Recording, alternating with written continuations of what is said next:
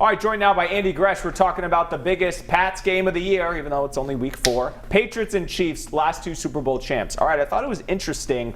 Bill Belichick wasn't usually pumps teams up. It's almost like he was bringing down the Chiefs. Is that because he doesn't want his team to be almost intimidated by this myth they've created for Kansas City? Well, I think it's a different mix, and different years call for different mixes. And look at the guys that are now playing heavy minutes, Yianni, on the defense. It's young linebackers. Right. Kyle Duggar has played a lot. Joanne Williams as well. So I can understand wanting to maybe temper expectations, but we know behind closed doors, Belichick's telling those guys exactly what they need to hear. All right, so we watched the Chiefs dismantle the Ravens. It was pretty one-sided Monday night. How do they stop the Chiefs' offense, or maybe the question is contain it the best they can? Well, it's keeping them off the field, number one. And then number two is get a lead. Get a lead. Like, look, you got to also hit the quarterback as well. But the Kansas City defense, Yianni, is built to play from ahead. When they're playing from behind, they're a different defense. So if I'm New England,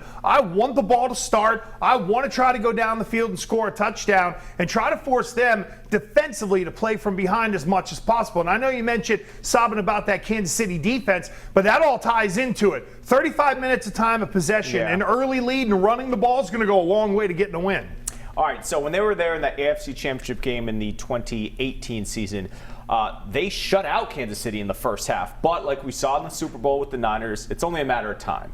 So you mentioned having a lead. Is the formula, I guess, do they have to be leading and then just hold on, or can they be neck and neck in matching scores? The most important thing New England has to do is hit the quarterback. If they can do that, then they've got a chance regardless if it's 20-20 or 35-35. Okay. Because you're at least making Patrick Mahomes earn it. And if you look at what LA, they had natural pass rushers. It's a little bit like what the 49ers did in the Super Bowl. For 3+ quarters, those D linemen were able to get after Patrick Mahomes. As soon as they stopped, the offense lit up. So really, it's that pass rush making it difficult on Mahomes. And look, running the ball to the point. 17-17, you're running the ball, you're keeping them off the field, you're slowing the game down. 35-35, same thing. Late in the game, run the ball, even though you had to play up, so to speak. So I think the Patriots are equipped to play in a shootout,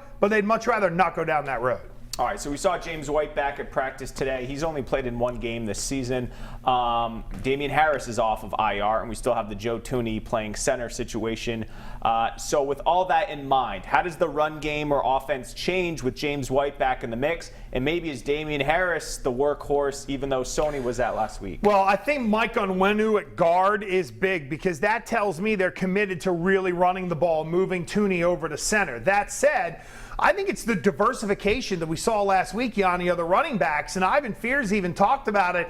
We got to get Sony involved in the passing game more than just blocking, and they threw it to him a little bit. So I think in terms of these running backs, hand it to White when they think you're going to throw it to Michelle when you think you're going to run it, and then you start to mix and match from there. I think the rotation at running back is key to keeping Kansas City off balance, and we started to see those 2-back sets. Get ready for more of those, and with James White back, I wouldn't be surprised if you saw 3 running backs in the game at one point. All right, he's Andy Gresh. We're going to be breaking down this game all week long. Much more from the Sports Wrap coming up right after this.